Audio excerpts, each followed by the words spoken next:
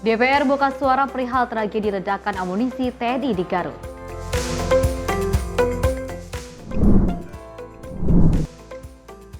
Investigasi ledakan amunisi belum rampung, dana duka akan diberikan sebesar 50 juta rupiah.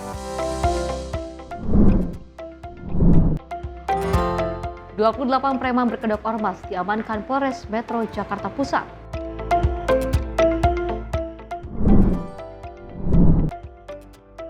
Kekompakan pemuda sukseskan program makan bergizi gratis.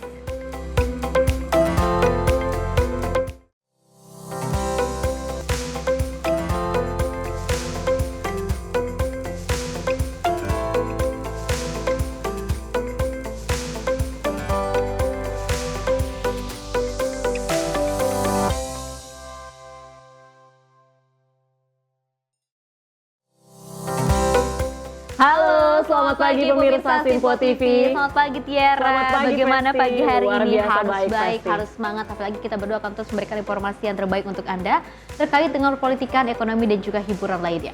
Selain itu juga kami akan menghadirkan informasi terkait agenda dari Kementerian Kabinet Merah Putih bersama saya Tiara Dianti. Dan saya Festi Rahmadi. Ini dia Menyapa Pagi Simpo TV selengkapnya.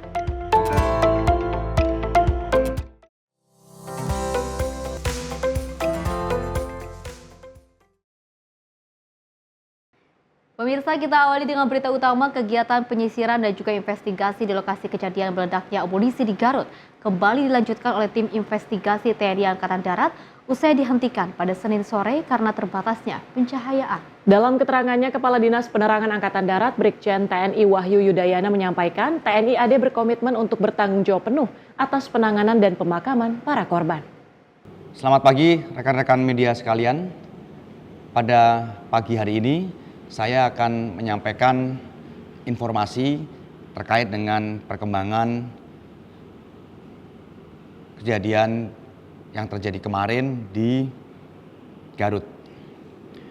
Baik, untuk pagi ini saya sampaikan bahwa kemarin kegiatan penyisiran dan investigasi di lapangan menjelang gelap dihentikan oleh tim investigasi ya, karena cuaca sudah gelap menjelang malam, dan rencana pagi ini kegiatan penyisiran dan kegiatan tim investigasi akan dilanjutkan kembali. Selanjutnya saya akan memberikan informasi berkaitan dengan penanganan para korban, baik itu yang dari jajaran TNI Angkatan Darat maupun yang berasal dari warga sekitar. Untuk yang dari jajaran TNI Angkatan Darat ada 4 orang. Yang pertama Kolonel Korps Peralatan Antonius Hirmawan. Saat ini jenazah disemayamkan di rumah duka di perumahan Seruni Hills, Jalan Swadaya 3, RT 4, RW 6, Desa Jatiranggon, Jati Sampurna, Bekasi. Selanjutnya, rencana pada siang hari ini, pukul 12.45 akan dibawa ke kampung halaman beliau di Yogyakarta, tepatnya di Desa Kaliwungu 8, Kelurahan Harjo Binangun, Sleman, Provinsi Daerah Istimewa Yogyakarta. Menggunakan pesawat melalui Bandara Halim Perdana Kusuma. Berikutnya untuk jenazah Mayor Korps Peralatan Anda Rohanda, Kopda Eri Prambodo, dan Pratu Afrio Setiawan saat ini disemayamkan di kantor Gudang Pusat Munisi 3 Pusat Peralatan TNI Angkatan Darat di Jalan Raya Stasiun Cakung, Pulau Gebang, Jakarta Timur. Rencananya untuk almarhum Mayor Korps Peralatan Anda Rohanda akan dibawa ke Kampung Sukasari RT 1 RW 2 Desa Cinunuk, Kecamatan Cilenyi, Kabupaten Bandung menggunakan jalan darat pada pukul 10.00 waktu Indonesia bagian Barat. Untuk Kopda Eri Pramodo akan dibawa ke Desa Banjarsari, RT 03 RW 01, Kebuman, Pringsurat, Kabupaten Temanggung, Provinsi Jawa Tengah menggunakan jalan darat pada pukul 10.00 waktu Indonesia bagian Barat juga. Yang berikutnya untuk almarhum Pratu Afrio Setiawan akan dibawa ke Desa Mopuya Utara 1, Kecamatan Dumoga Utara, Kabupaten Bolang Mongondo, Provinsi Sulawesi Utara, dengan pesawat melalui Bandara Soekarno-Hatta. Nanti dini hari pada pukul 01.00 waktu Indonesia bagian Barat. Untuk korban yang berasal dari masyarakat sekitar, setelah ada izin dari tim medis, nanti akan diambil oleh pihak keluarga masing-masing dan dimakamkan di tempat pemakaman umum yang ada di desa sekitar. Dan pada kesempatan ini saya menyampaikan bahwa TNI Angkatan Darat bertanggung jawab secara penuh untuk membantu semua proses penanganan dan pemakaman para korban, baik yang berasal dari jajaran TNI Angkatan Darat maupun yang berasal dari masyarakat sekitar, di mana untuk warga masyarakat sekitar yang menjadi korban, jajaran Kodam 3 Siliwangi, Korem 062 Tarumanegara dan juga Kodim Garut akan membantu semua proses pemakaman sampai dengan selesai. Yang berikutnya, kami mohon doa agar semua proses penanganan para korban menuju ke tempat peristirahatannya yang terakhir dapat berjalan dengan lancar. Dan kami juga mohon doa kegiatan investigasi yang hari ini dilanjutkan kembali oleh tim TNI Angkatan Darat dapat berjalan dengan baik, dan nanti pada kesempatan berikutnya saya akan memberikan informasi perkembangan berkaitan dengan hasil pelaksanaan kegiatan tim investigasi. Demikian yang saya sampaikan untuk informasi pada pagi hari ini. Terima kasih. Selamat pagi. Dari Wakil Ketua Komisi 1 DPR Dev Laksono menanggapi ledakan amunisi di wilayah latihan militer di Garut, Jawa Barat yang juga menewaskan 13 orang termasuk 4 kolonel. Atas kejadian insiden ini, Dev meminta TNI untuk melakukan investigasi secara terbuka dan transparan. Sebanyak 13 orang termasuk 4 kolonel tewas saat dilakukan pemusnahan amunisi di wilayah latihan militer Garut, Jawa Barat pada Senin lalu. Namun pemusnahan amunisi tersebut memicu ledakan dan menyebabkan belasan orang meninggal dunia. Merespon hal ini, Wakil Ketua Komisi 1 DPR Dev Laksono meminta TNI untuk dapat melakukan investigasi secara terbuka penyebab atas insiden tersebut. Menurutnya itu dilakukan agar publik mengetahui penyebab kejadian dan agar tidak menjadi bola liar di masyarakat. Kejadian fatal, bencana yang fatal telah terjadi di Garut pada saat TNI melakukan operasi rutin, yaitu menghancurkan amunisi yang afgir. Nah, ini telah menewaskan 13 orang, 4 personel TNI dan 9 warga sipil. Hal ini terjadi diakibatkan apa? Tentu pasti ada sebuah kelalaian dan juga prosedur yang tidak tepat sehingga terjadi ledakan yang menewaskan para orang di seputaran tersebut. Nah, ini yang menjadi perhatian kita, mengapa ada warga sipil di dalam perimeter dekat, padahal sedang ada live ammunition yang sedang dihancurkan. Nah, SOP ini yang menjadi pertanyaan, akan tapi sebelum kita bertindak lebih jauh, sebelum kita melakukan putusan yang lebih dalam, harus dilakukan investigasi yang mendalam, investigasi yang secara detail, dan itu dilaporkan secara berkala kepada masyarakat, sehingga semua orang tahu persis akan duduk persoalan, semua mengerti, memahami apa yang terjadi, dan tindakan ataupun kebijakan yang diambil oleh TNI AD itu sesuai dengan kebutuhan di lapangan. Dari Jakarta, Fahrizal Ahmad Amin, Simpo TV melaporkan. Selain itu, pemirsa, pasca ledakan yang menewaskan 13 orang di Desa Sagara, Kecamatan Cibalong, Kabupaten Garut pada Senin sore. Gubernur Senin pagi, Jawa. Senin pagi. Tapi ini gantung banget ya. Gue kira lu beneran tahu Senin sore, makanya gue yakin Enggak. gitu sama lo. Taunya itunya. Sepede itu ya, Lau. Oke, 3, 2, 1.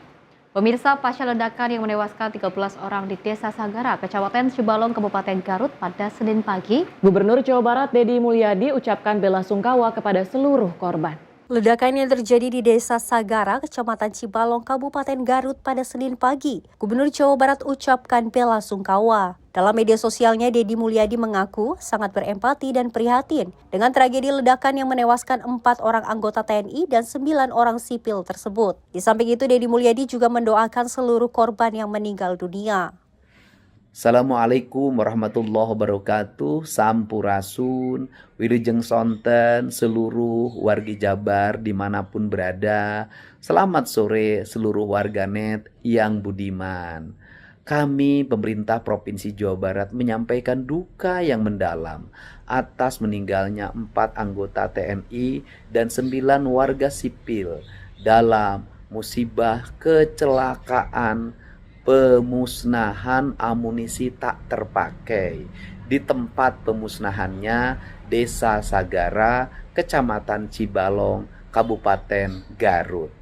Semoga almarhum diterima seluruh keimanannya, mendapat ampunan seluruh dosa yang telah dilakukannya, dan mendapat tempat yang mulia di sisi Allah Subhanahu wa Ta'ala.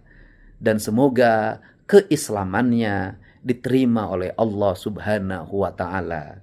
Dan untuk keluarganya, semoga diberikan ketabahan atas musibah yang terjadi, dan semoga kita semua diberikan kelapangan hati untuk bersama-sama menyampaikan doa pada saudara-saudara kita yang meninggal atas musibah tersebut dengan membaca surat Al-Fatihah. Dari Bandung, kontributor Simpo TV melaporkan. Selain itu, pemirsa, TNI Angkatan Darat menegaskan bertanggung jawab secara penuh dalam seluruh proses penanganan dan juga pemakaman korban, baik untuk korban jajaran TNI maupun warga sipil yang terdampak. Kepala Dinas Penerangan Angkatan Darat Brigjen TNI Wahyu Yudayana memastikan pihaknya akan menyelesaikan segala proses hingga tuntas. Kepala Dinas Penerangan TNI Angkatan Darat Brigjen TNI Wahyu Yudayana menegaskan komitmen Angkatan Darat untuk turut bertanggung jawab dalam seluruh proses penanganan dan juga pemakaman bagi seluruh korban. Wahyu menyampaikan bahwa tidak hanya prajurit, namun juga korban yang berasal dari warga sipil akan mendapatkan penanganan yang sama. Jajaran Kodam 3 Siliwangi, Korem 062, Taruman Negara, dan Kodim Garut turut dilibatkan langsung dalam proses pemakaman hingga tuntas. Wahyu mengungkapkan seluruh proses akan dilakukan dengan penuh tanggung jawab dan mengutamakan pendampingan kepada keluarga korban.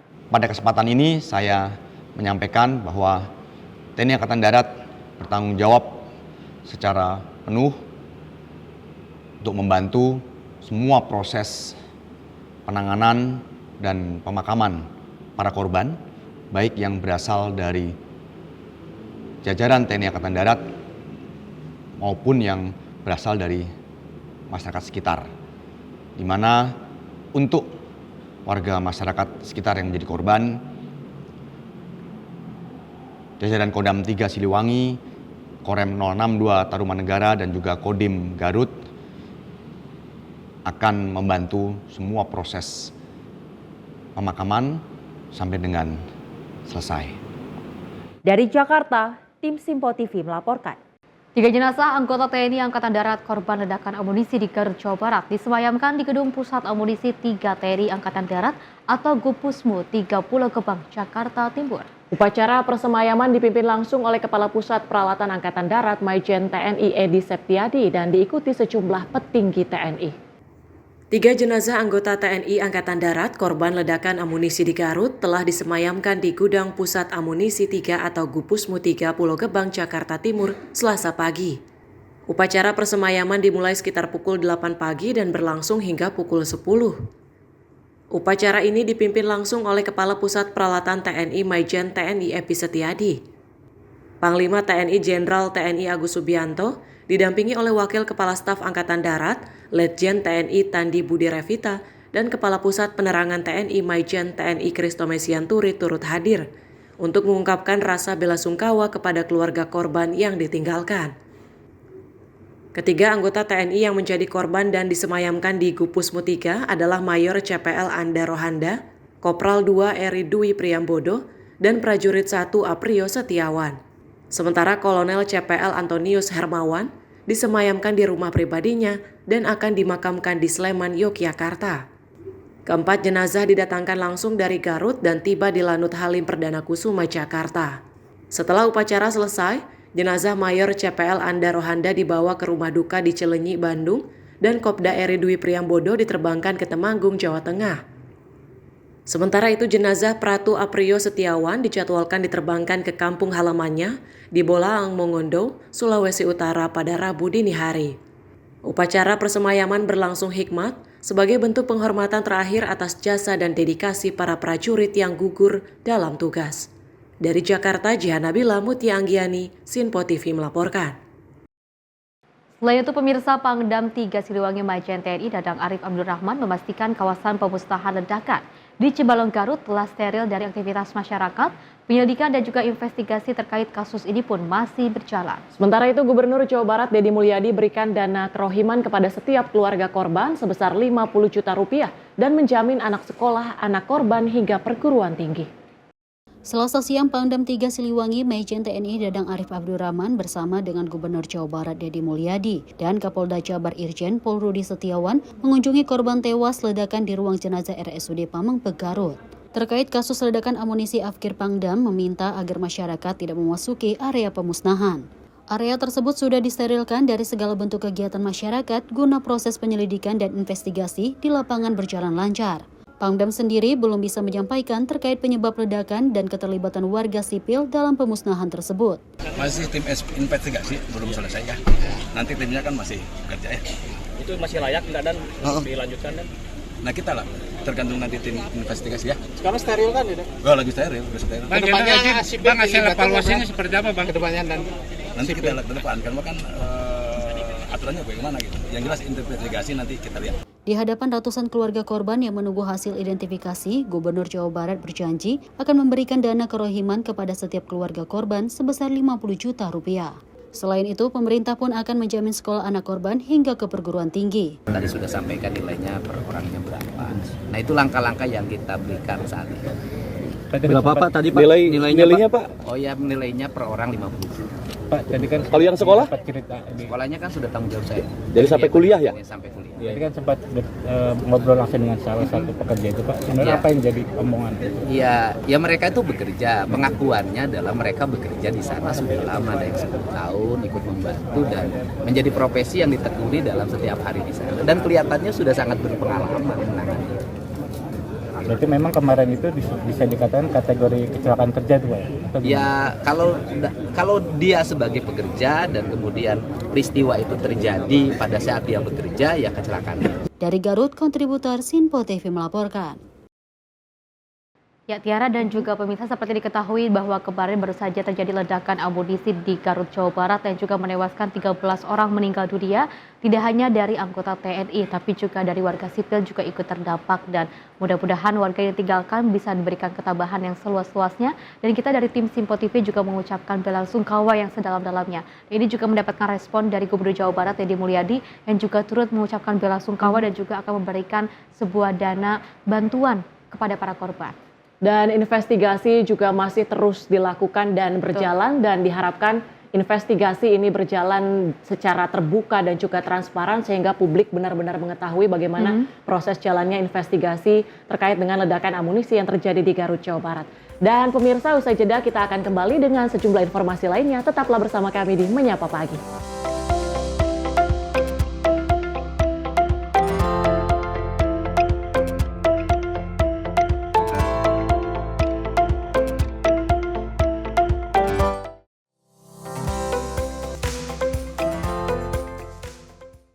Halo, selamat pagi pemirsa Simpo TV. Selamat pagi Andi. Selamat pagi, Fen. Beragam informasi terbaru hadir menemani Anda sebelum memulai hari.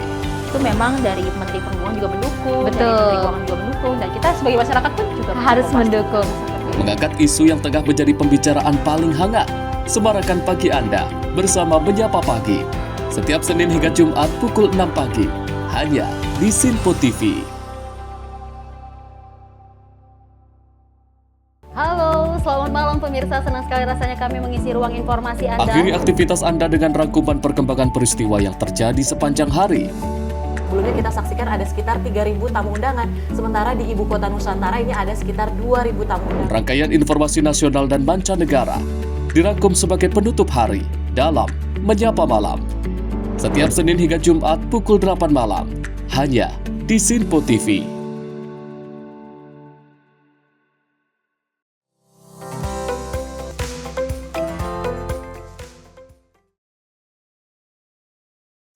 Terima kasih pemirsa, Anda masih menyaksikan Menyapa Pagi Simpo TV. Kita lanjutkan informasinya. Menteri Kehutanan RI Raja Juli Antoni bersama Wamen PPPA Veronika Tan berdialog bersama kelompok tani perempuan. Kelompok tani perempuan bukan hanya ibu rumah tangga, melainkan juga petani, pelaku UMKM, dan penggerak perubahan.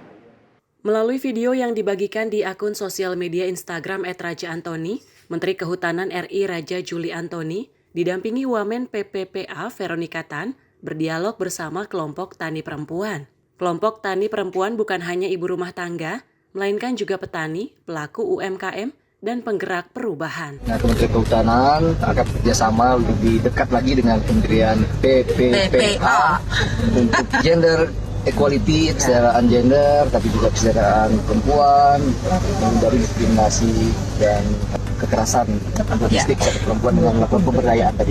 Melalui caption di sosial media Instagram @Raja Antoni, disampaikan bahwa di banyak tempat, perempuan adalah tulang punggung keberhasilan perhutanan sosial. Karena hari ini ada keterwakilan perempuan ya, dari kelompok tani wanita yang champion sebenarnya. Tadi udah ketemu sama ibu juga dan mereka semangat banget, minta malah gimana di-upgrade supaya mereka bisa packaging, bisa melakukan penjualan yang lebih. Kementerian Kehutanan berkomitmen memperkuat kerjasama lintas sektor untuk memastikan kesetaraan gender, pemberdayaan perempuan, dan perlindungan dari diskriminasi. Tim redaksi Simpo TV melaporkan.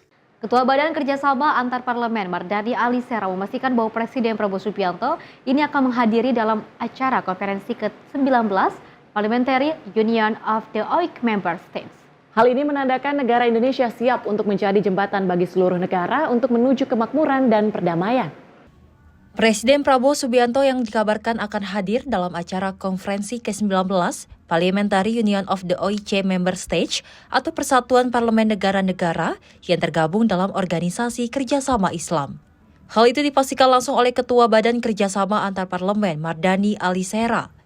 Selain Presiden Prabowo, nantinya Ketua DPR Puan Maharani juga akan secara resmi membuka sidang paripurna konferensi PUIC ke-19. Hal ini juga menandakan negara Indonesia siap menjadi jembatan bagi seluruh negara untuk menuju kemakmuran dan juga perdamaian.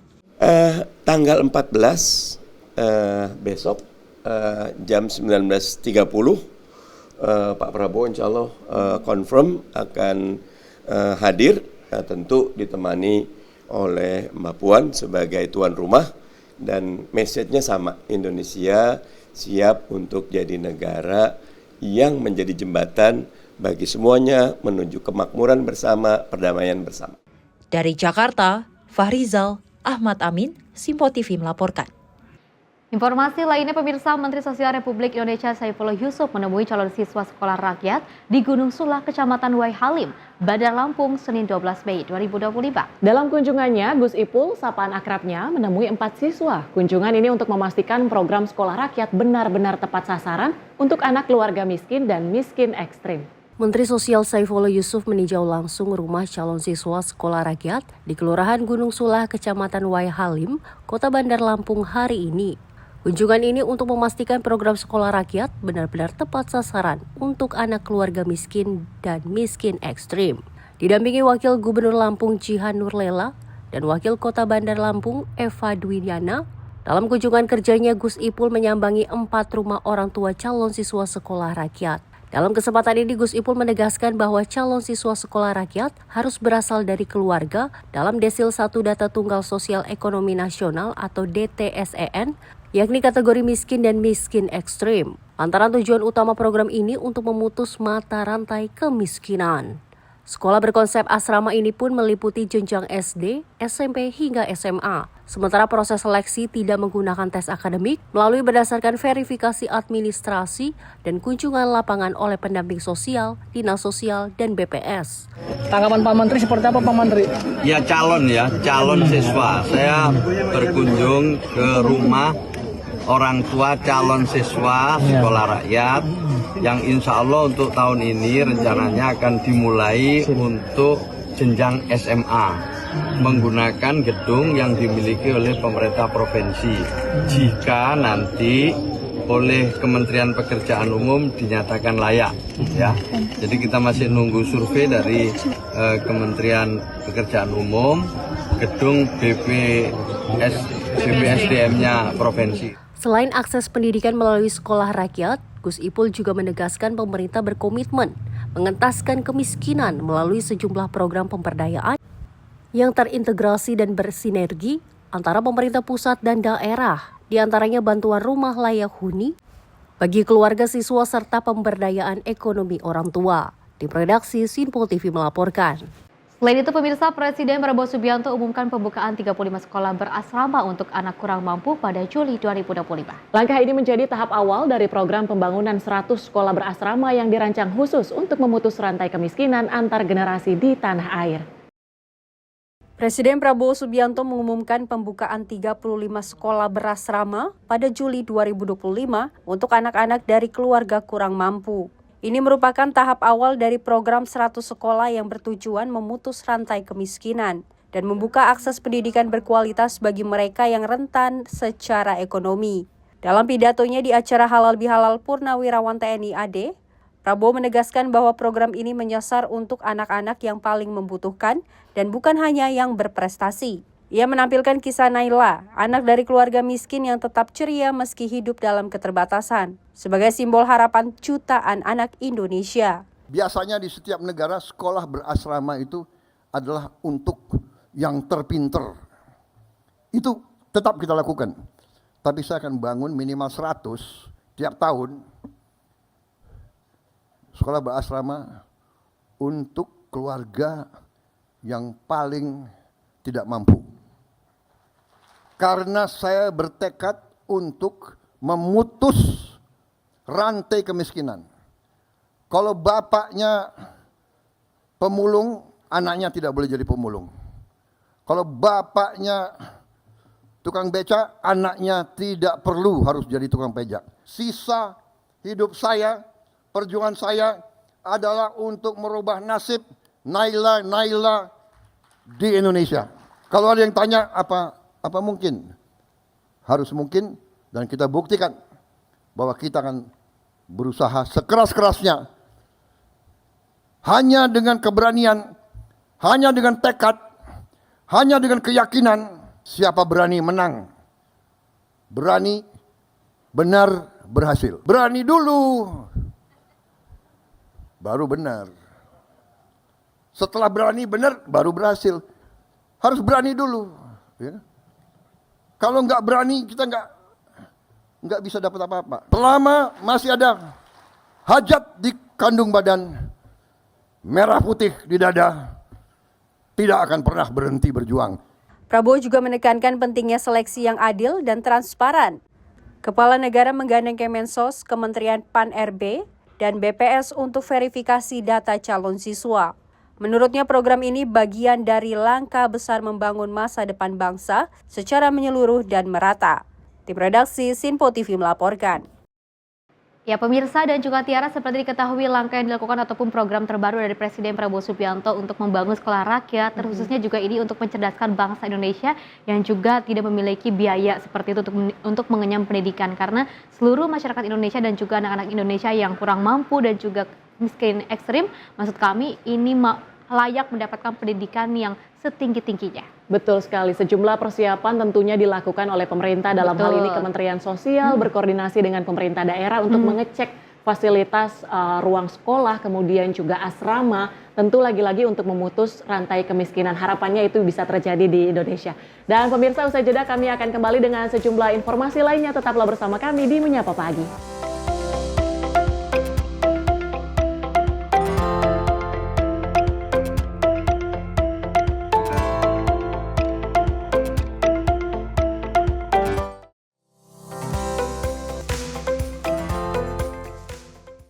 Halo pemirsa, kami kembali hadir dengan sejumlah informasi yang kami himpun dari berbagai penjuru dunia. Rangkaian informasi yang membuat akhir pekan Anda begitu bermakna. Sebuah kelompok di Afrika Selatan memberikan layanan pertunjukan film dengan tenaga surya. Berita yang menjadi sorotan media dari dalam dan luar negeri, kami hadirkan untuk menemani pekan Anda dalam Sinpo Dunia Sepekan, Sabtu dan Minggu pukul 9 pagi, hanya di Sinpo TV. Kami hadir dengan rangkaian informasi dari berbagai penjuru dunia. Topik dan isu yang tengah menjadi sorotan mancanegara dikemas dengan lengkap untuk Anda.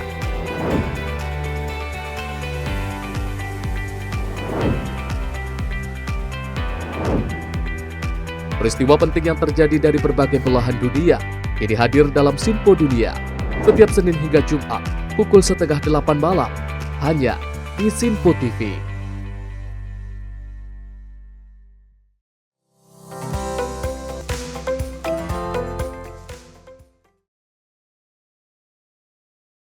Anda masih bersama kami pemirsa dalam Menyapa Pagi Sinpo TV. Kita lanjutkan informasinya, di mana Polres Metro Jakarta Selatan memulai penyelidikan kasus dugaan penghasutan yang juga dilakukan oleh pakar telematika Roy Suryo dan 2 orang lain terkait dengan tudingan ijazah palsu Presiden ke-7 Joko Widodo. Penyidik memeriksa 3 orang saksi pelapor dari Dewan Pimpinan Nasional Pradi Bersatu. Pemeriksaan ini dinilai penting untuk memastikan dugaan unsur penghasutan yang dapat memicu kegaduhan publik.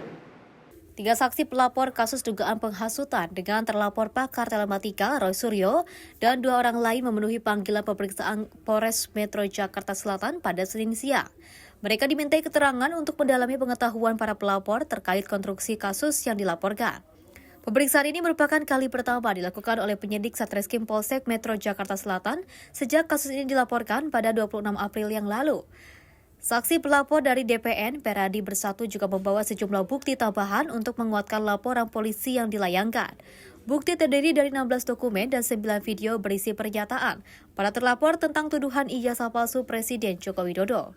Laporan ini menggunakan pasal 160 KUHP tentang penghasutan serta pasal 28 ayat 2 Undang-Undang ITE tentang penyebaran informasi elektronik yang menghasut dan mengakibatkan permusuhan antar kelompok. Ada perilaku yang tidak biasa yang dilakukan oleh orang yang seperti biasanya yang tidak biasa. Artinya ini perilaku-perilaku yang tidak biasa nih di masyarakat kita, bahwa pencemaran, hujatan, dan yang paling penting ini ada unsur ya mengungkap data pribadi orang. Pasal yang kami terapkan di sini adalah pasal 160, penghasutan. Itu jelas ya. Oke, kenapa kami duga ada penghasutan? Karena si RS itu seolah-olah meyakinkan masyarakat bahwa itu adalah produk palsu. Itu intinya. Ya kan? Itu intinya.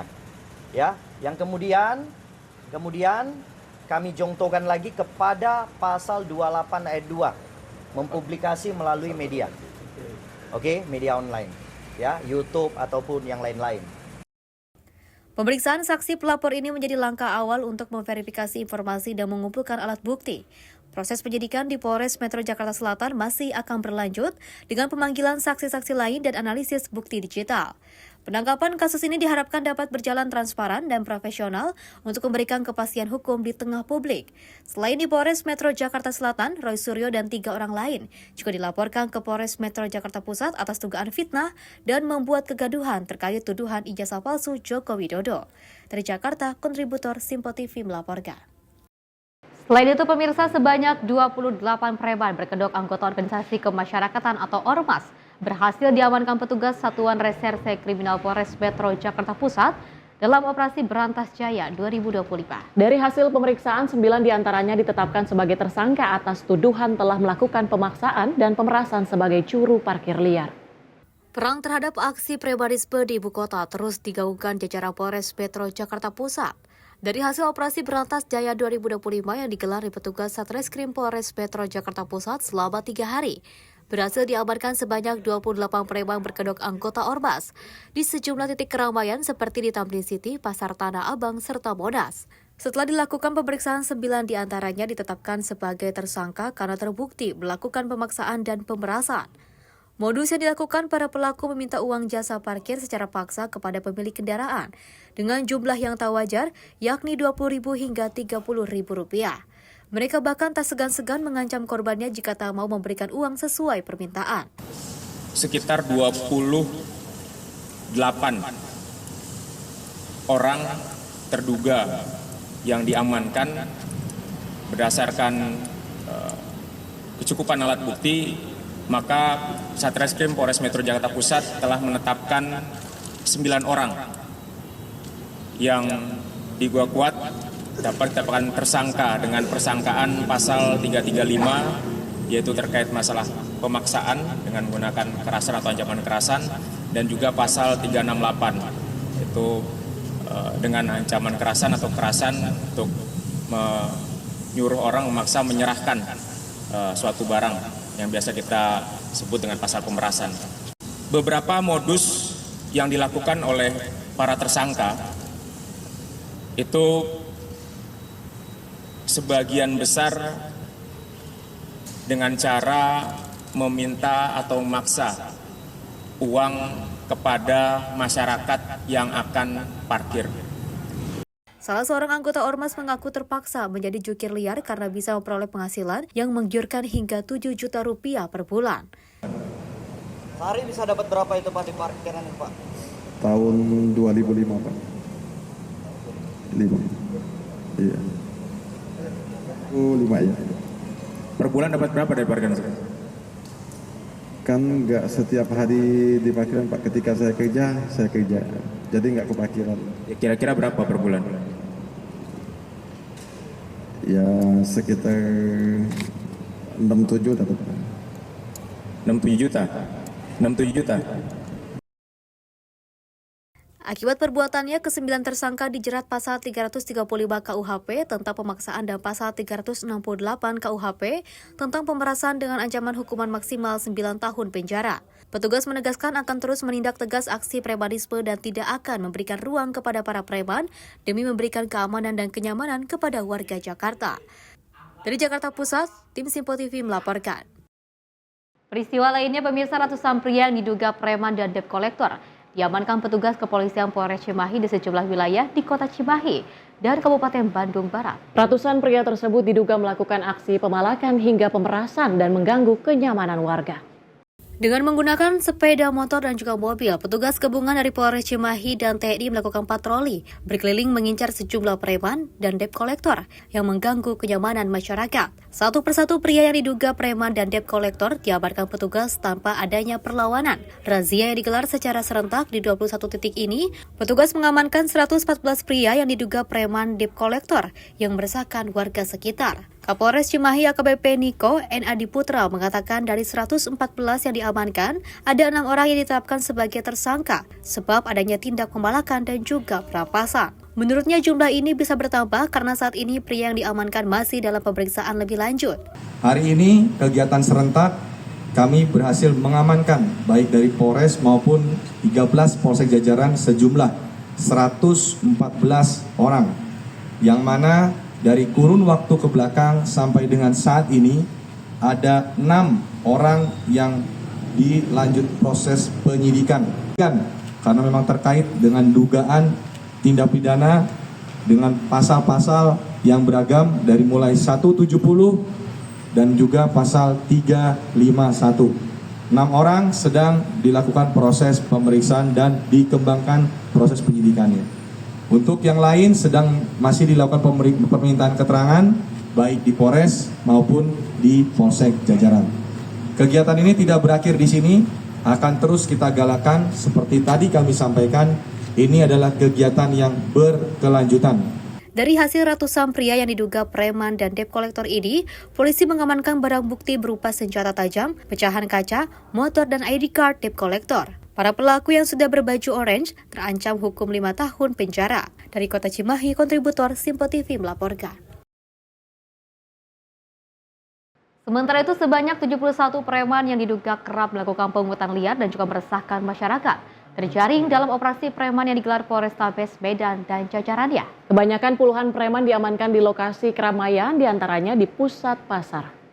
Puluhan preman yang umumnya merupakan juru parkir yang melakukan pengutipan uang parkir tidak sesuai dengan ketentuan yang berlaku diamankan petugas dari berbagai lokasi berbeda di Kota Medan. Kapolrestabes Medan, Kombes Gideon Arif Setiawan, mengatakan puluhan preman yang diamankan tersebut sudah sangat meresahkan masyarakat Kota Medan. Dari 71 preman yang diamankan, 9 diantaranya ditetapkan sebagai tersangka karena terlibat dalam sejumlah kasus kejahatan. Sementara 62 orang lainnya akan diberi pembinaan. Dari para pelaku tersebut, petugas berhasil menyita barang bukti berbagai jenis senjata tajam. Dan ada 71 orang yang kita lakukan pembinaan yang berada di sebelah kanan. Itu yang saya juga sudah ngobrol dengan mereka. Mereka adalah para petugas parkir yang kebanyakan mengutip lebih dari tarif parkirnya. Dan ini juga menjadi keresahan di ruang publik, makanya saya sampaikan di hadapan mereka sebagai sebuah peringatan dan pembinaan bahwa kita menciptakan ruang yang aman dan nyaman untuk masyarakat yang berada di ruang publik. Kemudian yang di belakang saya ada 9 tahanan yang kita lakukan penahanan, 9 orang kita lakukan penahanan, adalah mereka yang terlibat dalam konteks premanisme sampai dengan melakukan tindak pidana. Operasi preman ini akan terus dilakukan jajaran Polrestabes Medan untuk memberi rasa aman kepada masyarakat. Dari Medan, Sumatera Utara, kontributor Simpo TV melaporkan. Selain itu, pemirsa, Polres Metro Jakarta Pusat menetapkan 5 orang mahasiswa sebagai tersangka lantaran melakukan aksi pengerusakan serta penyiraman cairan yang diduga bensin yang sempat mengenai petugas kepolisian saat menggelar aksi unjuk rasa di Gerbang Pancasila, Gedung DPR RI Senayan, Jakarta Pusat. 5 mahasiswa tersebut terancam pasal berlapis, yakni pasal 160 KUHP, pasal 170 KUHP, serta pasal 406 KUHP dengan ancaman maksimal 5 tahun penjara.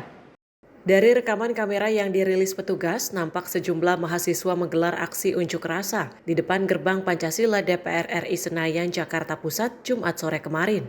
Aksi unjuk rasa yang berawal tertib berubah menjadi tindakan melanggar hukum, di mana sejumlah mahasiswa melakukan aksi pengerusakan dengan melakukan pelemparan batu hingga melakukan aksi vandalisme dengan tulisan provokatif di area Gerbang Pancasila DPR RI. Tak sampai situ, salah seorang mahasiswa berinisial HIK juga menyiramkan cairan diduga bensin secara tidak beraturan hingga sempat mengenai petugas serta rekan-rekannya yang ikut berunjuk rasa.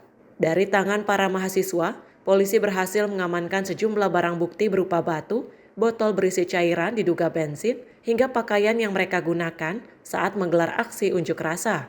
Wakapolres Metro Jakarta Pusat AKBP Dani Yulianto pada Senin sore menyebut, kelima mahasiswa yang telah ditetapkan sebagai tersangka langsung dilakukan penahanan. Kelimanya terancam pasal berlapis, yakni pasal 160 KUHP, pasal 170 KUHP, serta pasal 406 KUHP dengan ancaman maksimal 5 tahun penjara.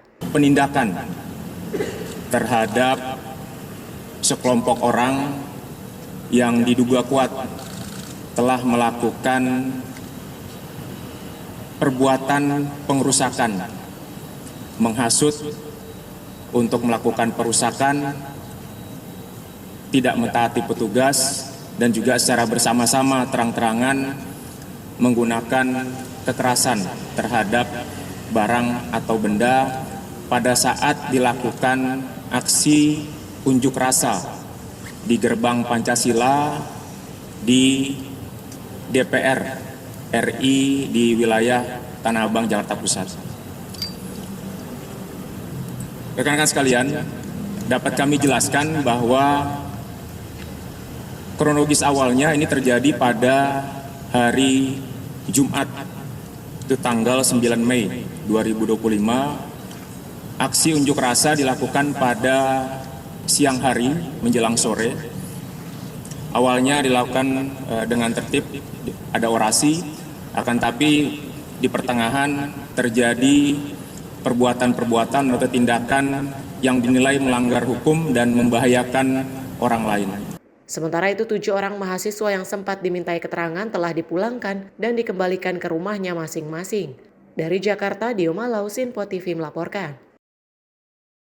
Tentu sangat disayangkan aksi unjuk rasa menyampaikan ide gagasan ini sah-sah saja, namun jika dibarengi dengan aksi kerusuhan ini dinilai tentunya merugikan dan juga meresahkan tentunya, Festi. Betul sekali, banyak sekali masyarakat Indonesia terusnya dari mahasiswa seperti itu, mungkin dari HIMA ataupun BEM yang ingin mengutarakan aspirasinya kepada pemerintah terkait apapun hal itu ataupun pendemoan ini bisa sebetulnya bisa dilakukan dengan hal-hal yang positif. Mungkin dengan diskusi yang dari hati ke hati, bagaimana mencarikan solusinya, bukan dengan adanya aksi-aksi yang bisa merugikan masyarakat dan juga bisa merugikan kita semua.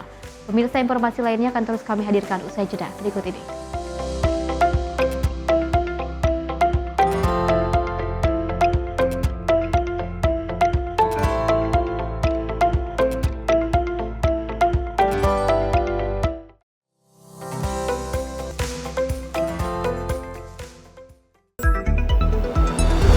Jadilah yang pertama mengetahui perkembangan terkini seputar informasi dari lembaga parlemen. Punya data nasional, tidak ada satupun backup berarti kan? Tiba-tiba ada putusan yang nggak masuk akal dan seperti ini gitu. Kita biarkan rekomendasi kepada KPK, periksa! Kami hadirkan informasi paling akurat untuk mengawal setiap informasi dalam rapat komisi dan paripurna. Tentunya bersama saya Andi Rezaldi yang telah kami rangkum dalam program Sinpo Parlemen. Saya Arif Rifani. Saksikan Sinpo Parlemen setiap Sabtu pukul 6 pagi hanya di Sinpo TV. Pemirsa, Sinpo TV kembali hadir menemani Anda dengan berbagai informasi yang telah kami rangkum dalam sepekan. Sajian lengkap informasi sepekan kami hadirkan untuk Anda. Badan Legislasi DPR menemui masa unjuk rasa di depan gedung DPR RI Senayan, Jakarta. Menemani akhir pekan Anda bersama keluarga dengan rangkuman berita menyeluruh dalam Sinpo Sepekan setiap minggu pukul 6 pagi hanya di Sinpo TV.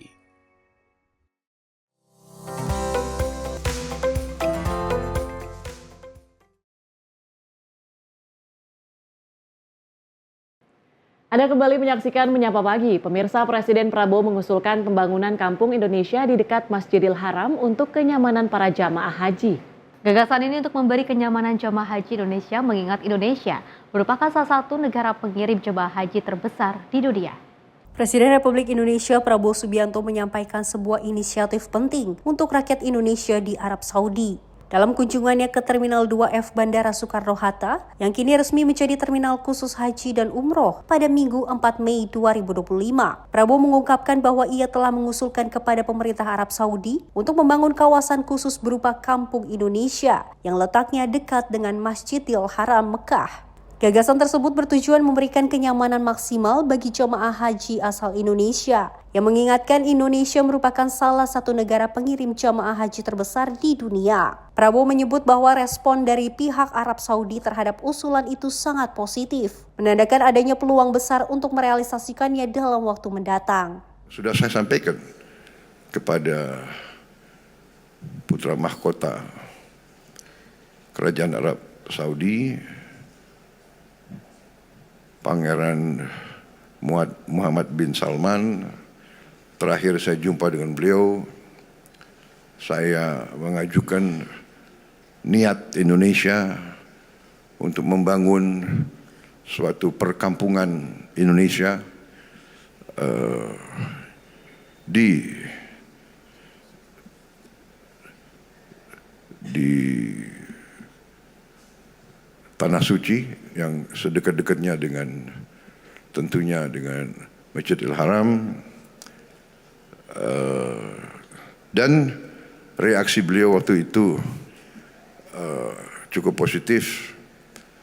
Beliau sampaikan mari direncanakan secara teknis dengan baik, dan juga kalau tidak salah Menteri Agama sudah berkunjung, dan kita akan berangkat lagi supaya kita bisa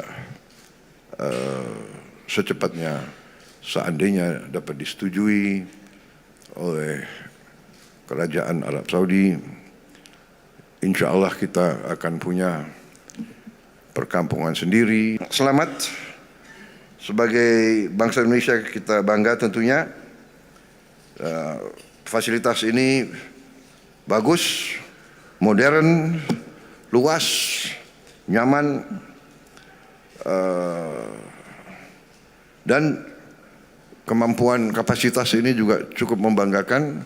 Dilaporkan akan lebih dari 94 juta kapasitas orang per tahun. Ini saya kira sesuatu prestasi yang luar biasa. Sekali lagi selamat, dan dengan demikian saya hari ini mendapat kehormatan besar untuk meresmikan Terminal Khusus Haji dan Umroh Terminal 2F Bandara Internasional Soekarno-Hatta.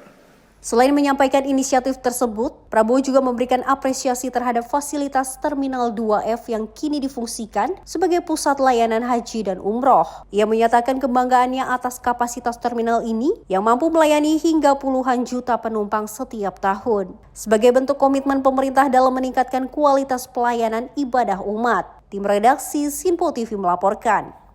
Hingga hari ke-10 ibadah haji 1446 Hijriah, sebanyak 61.000 lebih jemaah Indonesia telah diberangkatkan dan 200.000 jemaah telah mengantongi visa haji. Pemerintah memastikan layanan di asrama serta perlindungan asuransi bagi jamaah termasuk untuk 8 jamaah yang wafat. Memasuki hari ke-10 operasional ibadah haji 1446 Hijriah 2025 Masehi, Kementerian Agama RI mencatat 61.404 jemaah haji reguler Indonesia telah diberangkatkan ke Tanah Suci. Sebanyak 202.654 jemaah lainnya sudah mendapatkan visa haji melalui sistem e-Hajj yang terintegrasi dengan pemerintah Arab Saudi. Direktur Pelayanan Haji Dalam Negeri MJN menyampaikan 158 kloter jemaah telah diterbangkan oleh 3 maskapai, yaitu Garuda Indonesia, Saudi Airlines, dan Lion Air. Selain keberangkatan, Jen juga menyoroti layanan di asrama haji seperti pemeriksaan kesehatan, distribusi living cost SAR 750, dan penguatan manasik bagi jemaah. Kita tahun ini ada aplikasi Munakasah yang itu jamaah haji kita terkonek dengan akunnya, kapan mereka masuk, tanggal berapa, kamar berapa, terutama lansia dan disabilitas. Ada puluhan ribu jemaah kita telah melewati proses pemberangkatan dari 14 asrama haji yang tersebar di seluruh Indonesia. Di sana jemaah mendapatkan pelayanan lengkap, mulai dari pemeriksaan kesehatan akhir, distribusi living cost senilai 750 SAR, hingga penguatan manasik juga ada, masih sempat ya sekali untuk melakukan penguatan manasik. Kami juga mengimbau kepada seluruh jemaah agar memanfaatkan waktunya selama di asrama untuk beristirahat sebelum menempuh perjalanan panjang menuju Tanah Suci. Jen juga mengungkapkan kabar duka atas wafatnya 8 jemaah. Pemerintah telah memberikan layanan pemulasaraan, pemakaman, dan badal haji, serta memastikan hak-hak jemaah terlindung melalui asuransi. Tim redaksi Sinpo TV melaporkan. Dari Kemenak, pemirsa memperketat layanan haji khusus dengan mewajibkan penyelenggara ibadah haji khusus atau PIHK. Siapkan skenario darurat asuransi dan juga layanan kesehatan jemaah. Petugas dari 156 PIHK dibekali pelatihan teknis dan koordinasi lintas lembaga untuk tingkatkan perlindungan jamaah. Kementerian Agama menegaskan komitmennya memperketat layanan bagi jemaah haji khusus dengan fokus pada perlindungan kesehatan, kesiapan rumah sakit rujukan, dan penyediaan asuransi yang tidak sekedar formalitas. Direktur Bina Umroh dan Haji Khusus Nugraha Setiawan menyoroti pentingnya perhatian khusus terhadap lansia dan jemaah yang membutuhkan penanganan ekstra. Setiap PIHK diwajibkan memiliki skenario darurat yang jelas termasuk rumah sakit rujukan, dokter siaga, dan sistem komunikasi darurat yang aktif. Standar minimal asuransi bagi jemaah juga tengah dirumuskan untuk memastikan perlindungan menyeluruh selama pelaksanaan ibadah. Kami mendorong agar setiap penyelenggara ibadah haji khusus atau PIHK harus menjalin kerjasama resmi dengan rumah sakit di Arab Saudi. Kenapa ini menjadi penting? Karena masih kami temui adanya kasus ketika jemaah haji khusus jatuh sakit, mereka tidak tahu harus kemana. Tidak ada rumah sakit rujukan yang siap, tidak ada dokter pendamping yang siaga, dan bahkan asuransi pun belum tentu bisa dimanfaatkan dengan cepat. Inilah yang kami tekankan. Setiap PIHK wajib memiliki skenario yang jelas soal penanganan darurat. Rumah sakit rujukan, dokter pendamping, dan sistem komunikasi darurat harus dipastikan aktif dan bisa diakses setiap saat. Asuransi itu bukan soal formalitas saja. Selain soal rumah sakit, standar cakupan asuransi, insurance coverage, juga menjadi perhatian utama kami. Untuk itu, Kementerian Agama melalui Direktorat Bina Umroh dan Haji Khusus sedang menyusun standar minimal asuransi yang wajib dimiliki oleh PIHK. Asuransi ini bukan hanya formalitas administrasi. Ini adalah jaminan perlindungan nyata bagi jemaah jika terjadi resiko selama berada di Tanah Suci. Sebagai upaya penguatan layanan, Kemenak menyelenggarakan orientasi perdana petugas haji khusus bagi 156 PIHK. Kegiatan ini menggandeng Kemenkes, Kemlu, dan KUH Indonesia untuk melatih petugas dalam aspek teknis, kesiapsiagaan, dan kerjasama lintas lembaga demi pelayanan optimal. Tim redaksi Sinpo TV melaporkan. Pemerintah juga terapkan layanan haji 2025 berbasis syarikah di Makkah untuk tingkatkan kualitas pelayanan jemaah. Meski dikelompokkan berdasarkan syarikah, seluruh jamaah tetap mendapat hak layanan penuh dan kepulangan tetap mengikuti skema kloter. Pemerintah Indonesia mulai menerapkan sistem layanan haji berbasis syarikah secara menyeluruh di Mekah pada 2025 sebagai bagian dari transformasi layanan yang bertujuan meningkatkan kualitas pelayanan. Ketua PPIH Arab Saudi Mukhlis Hanafi menyatakan bahwa meskipun terdapat tantangan seperti keterlambatan visa dan perubahan manifest, jemaah tetap mendapat hak layanan secara penuh. Layanan dasar seperti akomodasi, konsumsi, transportasi, bimbingan ibadah, dan distribusi kartu nusuk berjalan lancar hingga hari ke-10 operasional. Sistem berbasis syarikah memudahkan pengendalian, mempercepat respon, dan memperjelas koordinasi layanan jemaah tanpa mengurangi hak-hak mereka. Mukhlis menegaskan bahwa meski jemaah dikelompokkan berdasarkan syarikah di Mekah, skema kepulangan tetap mengikuti format kloter. Penataan ini menjaga integrasi data dan kenyamanan jemaah, serta diawasi ketat oleh PPIH untuk memastikan kesetaraan layanan di seluruh titik. Layanan Mekah ini berbasis syarikah. Kalau di Madinah tadi masih berbasis kloter ya. Di Mekah itu layanan berbasis syarikah. Mengapa? Sejak tahun 2022 kita tahu sistem layanan haji itu mengalami transformasi. Dari yang sebelumnya berbasis kawasan geografis menjadi berbasis perusahaan profesional atau syarikah itu. Ini adalah kebijakan resmi Kementerian Haji dan Umroh Arab Saudi dan berlaku untuk seluruh negara pengirim jamaah termasuk Indonesia. Gitu. Nah, penataan berbasis syarikah ini bertujuan ya tentu untuk memudahkan pengendalian layanan oleh syarikah sebagai pihak yang bertanggung jawab langsung terhadap jamaah. Jadi syarikah itu seperti kafilnya para jamaah. Kemudian sistem ini juga memastikan tanggung jawab layanan itu lebih terfokus, lebih profesional oleh perusahaan ya. Nah, kemudian juga memperjelas sistem koordinasi pelaporan, terutama syarikah kepada Kementerian Haji, kepada otoritas tempat gitu ya. Dan kalau ada terjadi apa-apa, itu responnya di lapangan juga bisa dilakukan oleh syarikah yang menggaransi jamaah ya. Tim redaksi Simpo TV melaporkan. Informasi lainnya pemirsa, ribuan lampion menerangi langit Candi Borobudur saat perayaan Trisuci Waisak 2569 Buddhist Era dengan tema Light of Peace. Sebanyak 2.569 lampion dilepaskan sebagai simbol harapan, kedamaian, dan pelepasan dari penderitaan. Langit malam di Candi Borobudur berubah menjadi lautan cahaya saat ribuan lampion dilepas dalam rangka peringatan Trisuci Waisak 2569 Buddhist Era pada Senin 12 Mei 2025. Acara bertajuk Festival Lampion ini berlangsung di situs bersejarah di Magelang, Jawa Tengah, dan diawali dengan meditasi serta pembacaan parita oleh para biksu. Festival ini mengusung tema Light of Peace yang syarat akan pesan kedamaian. Proses pelepas lampion melibatkan kerjasama antar peserta. Satu lampion biasanya ditangani oleh 4 hingga 5 orang yang bertugas membentangkan dan menyalakan api sebelum diterbangkan.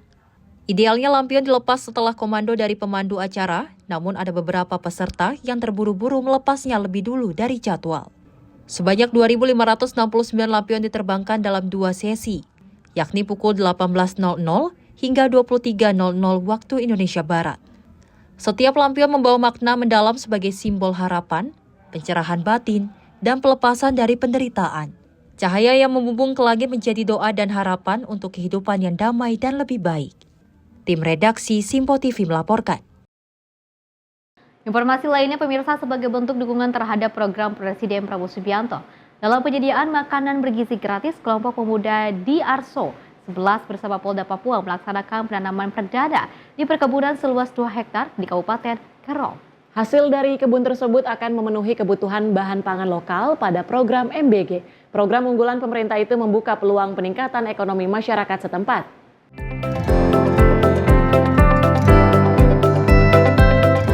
Dalam rangka mendukung program nasional makan bergizi gratis dan ketahanan pangan nasional, Kepolisian Daerah Papua bersama kelompok pemuda Arso 11 Kabupaten Kerom melaksanakan penanaman perdana di perkebunan seluas 2 hektar. Penanaman perdana di lahan pertanian seluas 2 hektar di Kampung Arso 11 ini ditanam antara lain sawi putih, tomat dan cabai, serta komoditas pertanian yang memiliki nilai gizi sekaligus bernilai ekonomis bagi masyarakat. Kasubdit Ekonomi Direktorat Intelkam Polda Papua, Kompol Lawrence Tukan mengatakan bahwa Polda Papua memberikan pendampingan kepada kelompok pemuda. Nantinya dari hasil kebun ini akan disuplai untuk memenuhi kebutuhan bahan pangan lokal pada program MBG. Sebab program MBG ini membuka peluang peningkatan ekonomi masyarakat setempat. Hari ini kita lakukan penanaman untuk mendukung program kerja peningkatan perekonomian masyarakat, terutama yang digelar oleh kaum muda dari DITS, untuk kita mendukung bagaimana meningkatkan pendapatan para anak muda ini untuk bisa mendukung program pemerintah, terutama program yang saat ini yang digelar oleh pemerintah tentang MBG, sehingga dengan penanaman ini kita harapkan supaya produk-produk terutama makanan, sayuran bisa disiapkan oleh anak muda di Kerom ini. Sementara Ketua Kelompok Pemuda Arso 11 Leo Yopa berharap Polda Papua terus memberikan pendampingan agar pengembangan lahan bisa bertambah dari 2 hektar menjadi 4 hektar. Kegiatan penanaman bibit sawi, bibit tomat, bibit kacang panjang, sama bibit cabai. Penanamannya ini, kegiatan ini dilakukan dengan tujuan untuk mendukung program pemerintah, yaitu program makanan bergizi gratis, program MBG. Lembaga-lembaga, instansi yang membantu kami, tetap mendukung kami, memberi support maupun secara materi maupun material, terutama dari Polda Papua. Terima kasih kepada Bapak Kapolda. Kegiatan ini sebagai bentuk nyata Polda Papua bersama masyarakat Kerom untuk mewujudkan dan mendukung program Presiden Prabowo, yaitu makan bergizi gratis dan ketahanan pangan khususnya di Papua. Dari Jayapura, Papua, Rifan Donai, Simpo TV melaporkan.